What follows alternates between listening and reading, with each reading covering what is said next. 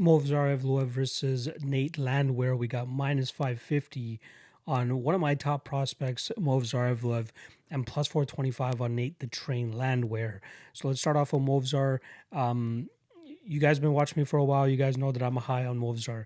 I even had him as my lock of the night play last time around against Mike Grundy, and that seemed to be the public's favorite dog that night. And I stayed steady on that play, and it paid off for me.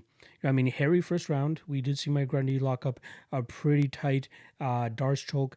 Luckily for Movsar, he was able to scramble and get out, and he started to put his hands together. So there was an argument that he possibly won round one there by really busting up Mike Grundy with his punches. His boxing looked great. His Muay Thai looked great, and it really shows that his time over at Tiger Muay Thai is definitely paying off for him. So that's very positive to see. But he's also now spending time down at ATT, which should help him give even more looks or get more looks, which is really great for his progression as a young fighter. He's only 26 years old. Yeah, he's 26. He'll be 27 in February, but he's come a long way. He was an M1 champion, bantamweight champion to be specific. And it's funny because him and Nate Landwehr were champions at the same time. Just Nate at 145, Evloev at 135, and now since Evloev's come over to the UFC, he's decided to just stick at 145 pounds, and he looks great there. You know what I mean? Doesn't have to cut the extra bit of weight. His cardio looks amazing too, which is great. Cardio for days. He's been to the five rounds a couple times in his career, and the cardio is something that I don't really worry too much about when we're talking about Movsar. Now I'm liking the progression that we're seeing with his boxing and his striking, as I believe in his M1 days that was his weaker, one of the weaker traits that he had. In his M1 days, like I said, he really did focus on the grappling, the scrambles, the wrestling, and he did a really good job kind of just staying a step ahead of most of his opponents. We're kind of seeing it in the UFC. He had a tough go against Enrique Barzola, but was still able to pull out the victory there. Mike Grundy, that was pretty much him getting it done via his hands and his striking. So that looked really great. But with Nate Landwehr, on the other hand, he's a guy that I'm like super excited about to always watch. The guy's must see TV pretty much every single time. He was that one champion, like I mentioned as well, and he had to deal with a lot of grappling. Luckily for him, he was pretty good at getting back to his feet. However, his opponents did spend some solid time on top, so he did have that. He was usually fighting back. Trying to get a finish to usually get his victories, and that's what he did in the M1 scene. Now, we did see him put out recently against Herbert Burns back in January. Beautiful knee from the clinch from Herbert Burns. So people start to question the durability of Nate Landwehr. However, I still believe the guy has a good chin. I just think that was a perfectly placed strike by Herbert Burns with a ton of power behind it as well. Something that we know that Herbert Burns definitely carries. Darren Elkins, that fight was an absolute war. Darren Elkins picked up the first round. The second round definitely went to Nate, but that third round was heavily contested.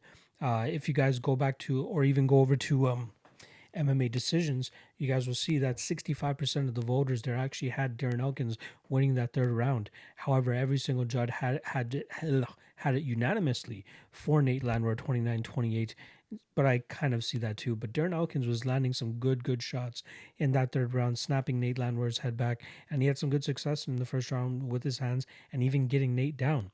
Now, Nate did a good job of getting back to his feet, but I think if he deals with a similar type of approach from Movsar Evloev, he's going to be in a bunch of trouble. I think that Movsar will be a little bit better with getting to the punch a little bit quicker, more crisp with his shots. His leg kicks are solid as well too. But I think his ability to mix his whole MMA game together is really going to give Nate Landwehr trouble. I think he'll be able to get takedowns with relative ease. I think he'll be able to keep Nate down for extended periods of time. But even if this fight does take place on the feet, I think he'll be a little bit more active, landing the cleaner, crisper shots, kind of stopping the forward movement of Nate. Nate is a bit cautious himself at times with his striking game too, looking for the right times to kind of explode and move forward. I'd say the best shot that I've seen him land, at least in his last fight against Darren Elkins, was that beautiful elbow that just split open Darren Elkins. And he was celebrating it too right after the fact. He's going, whoa, and pointing over at Dana and calling Dana's name in the middle of the fight. Fucking absolute nutcase this guy is, but I love watching it. And I'm sure Dana loves watching him too, so I'm hoping that we get to see him stick around even after taking an L here, because I do think that Movsar will still go out there and get this done.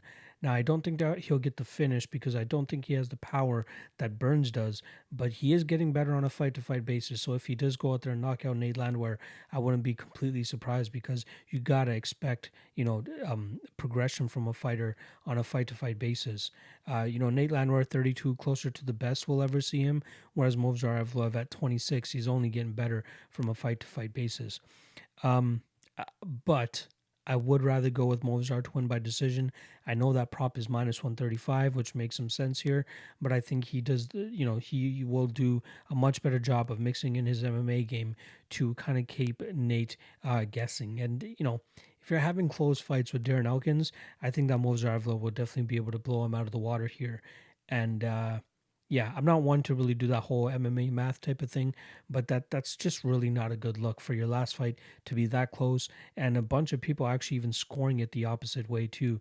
Not a good look at all. I think Movsar definitely wins this fight clearly, maybe a 30-27, but that's definitely the way that I'm going to be going. So once again, I'll go with Movsar Evloev to win this fight via decision.